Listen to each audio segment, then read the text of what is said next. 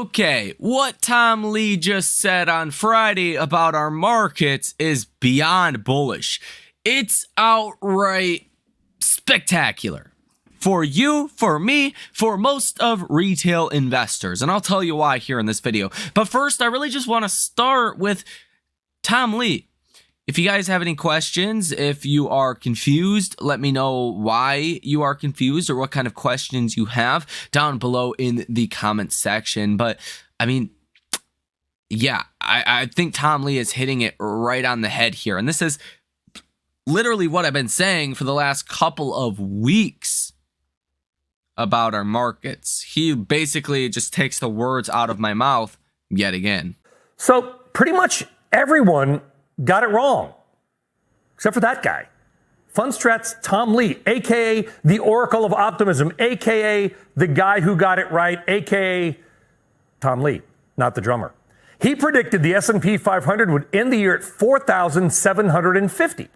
That means that if the S&P, folks, falls just a tiny 5 points next week, we got 4 days of trading left in the year, Tom could literally be exactly right. Wouldn't that be something? So let's bring in Tom, who, you know, you can smile. It's kind of the Tom Lee version of a smile, but, you got it really right. And the basic question is how? What did you see that all these really nice, by the way, but really highly paid and really wrong strategists at the big houses got it wrong? Hi, Brian. Thanks for that intro. I think there were two things that we were different from the street. The first is we didn't think inflation would take a decade to defeat. I think many were bracing for 10 years of Fed fighting inflation so stocks would get stuck. And the second was because of the inverted yield curve, many were predicting a hard landing in 2023. Our view was that inflation was going to fall like a rock this year, and the Fed therefore could take its foot off the fight, and that economic resilience and the fact that companies were bracing for this storm of hikes actually could avoid a recession. And so I think that kept us optimistic, and that stocks would look like 1982 and rebound to all-time highs very quickly, which it looks like it's happened. So again, not to be little, but why did you think that inflation was going to drop? Because if that is the basis of your thesis, others also got that wrong. What did you see in the data that made you think, when things were just cooking inflation-wise the beginning of the year, that they would slow down? Well, Brian, it's a little. What our team did was we rejiggered inflation and identified that 86% of all this rise in core inflation was coming from housing and cars, including the fact that supercore was rising. Almost all that was auto insurance, auto repair, auto leasing. So we realized that this was all just following goods pricing, that car prices were set to fall, and that would pull down inflation. It looks like that's kicking in now. And that housing just needed to get towards a 3 to 4% annualized rate, and that would get you back to where you need to be to get to 2% core inflation. So our view was, it's not about travel and it's not about health insurance. It's really about cars and housing getting back to normal. And that's the trajectory we've been seeing. I think the market's recognizing that view, but we spent most of the last 18 months arguing that view. What are you looking at for next year, Tom? I think it's going to feel like a lot of tailwinds coming together, because we know the Fed is going to be supportive, managing the business cycle instead of fighting inflation. And we've identified reasons for capital spending to pick up next year, including that huge gap between soft and hard data. And that should lead to EPS surprise. And then mortgage rates, we think, could drop towards low 5s, maybe even 4s next year. And that would be stimulative to the consumer. So to me, it feels like it could be an early cycle year that really benefits financials and small caps. But you don't see the S&P 500 gaining another 20%, do you? It's possible, but that's not our base case. We think it's going to gain at least 10% towards 5,200, but it probably means you first consolidate a lot of this parabolic rise in the first half. So maybe we fall to 4,300, but then we rally pretty hard into 5,200 by year end. But you think that small caps could outperform the large caps next year? Did I hear you right? That's right. Yeah, I think small caps might even just rise every month next year, because on a price to book basis, they're back to 1999 levels relative to the S&P, and that was a launch point where small caps outperformed for 12 consecutive years. So I think we're entering a period where small caps and market breadth are going to expand. And that's going to be good for stock pickers because they can buy companies they like, and you're going to have a decent earnings backdrop as well. Yeah, there's a lot of companies out there, and we're not allowed to own individual companies. I can own index funds and ETFs and mutual funds. That's pretty much about it. But when I look at some of these screeners that I'll do just on because I'm bored and I'm boring, I'm like, man, there's a lot of seemingly really good growth companies that are trading at like 4 times earnings in small caps. That's completely right. Just left on the trash heap. That's right. I mean, the money's been equities have been starved of inflows. You know, retail investors pulled money out of stocks this year. And in fact, the S&P ex-FANG is trading at 15 times forward earnings. I mean, that itself is a pretty reasonable multiple. But then when you look at the S&P 600, which is the small cap index, you know, you're at 12 times. So you're absolutely right. Small caps are pretty attractive. So basically what Tom Lee said there is small cap stocks are trading at a forward PE around 12. The S&P is at about 19, excluding mega cap tech like Magnificent 7.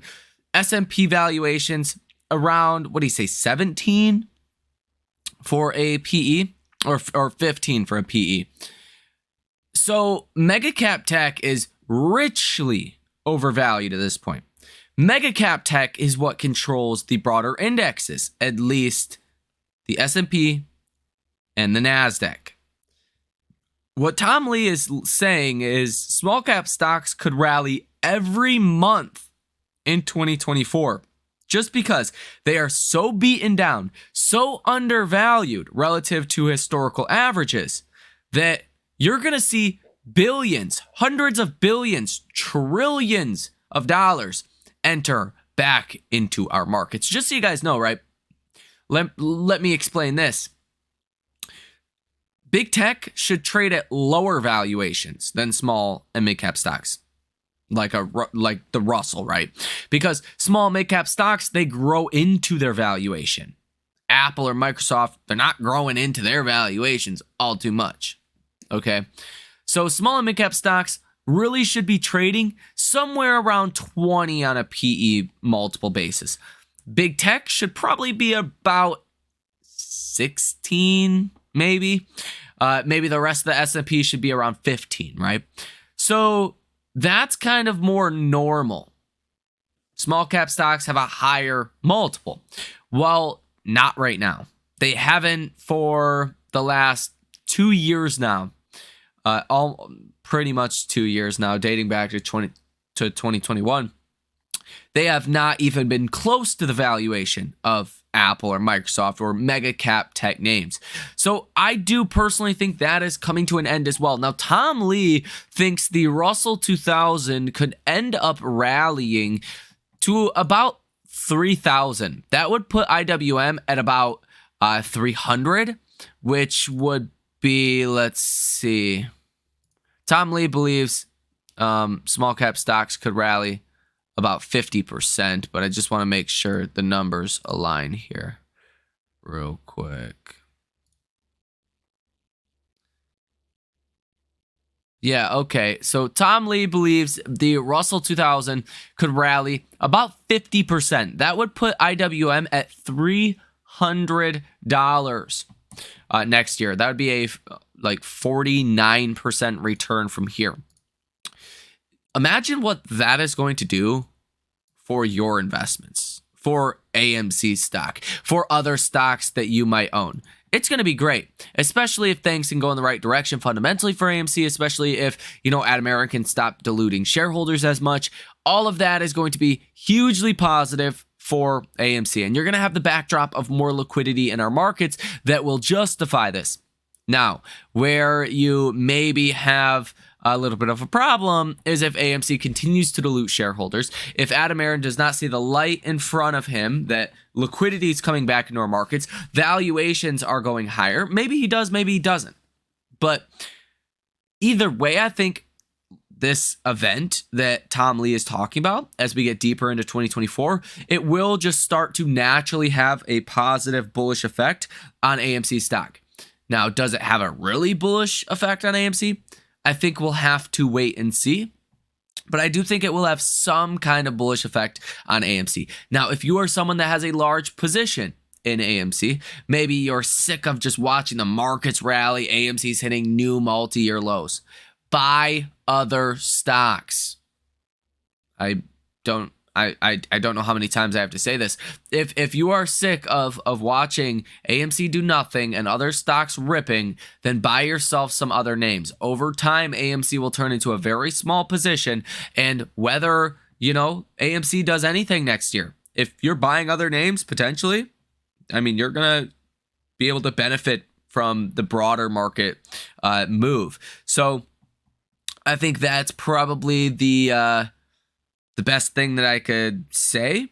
But again, I do think you will see a positive reaction to this at some point in 2024. And I mean, I believe I sit right with Tom Lee. I've been saying this for weeks. So to hear him say this as well, I mean, yeah, that's about as much confirmation as I think I need to fully solidify this theory that I have for next year. So let me know what you guys think about this down below in the comment section. Let me know what you are investing in right now, where you are putting your money, what your expectation is for next year with AMC stock as well. Thank you for watching. Enjoy the rest of your day, and I will see you in the next one.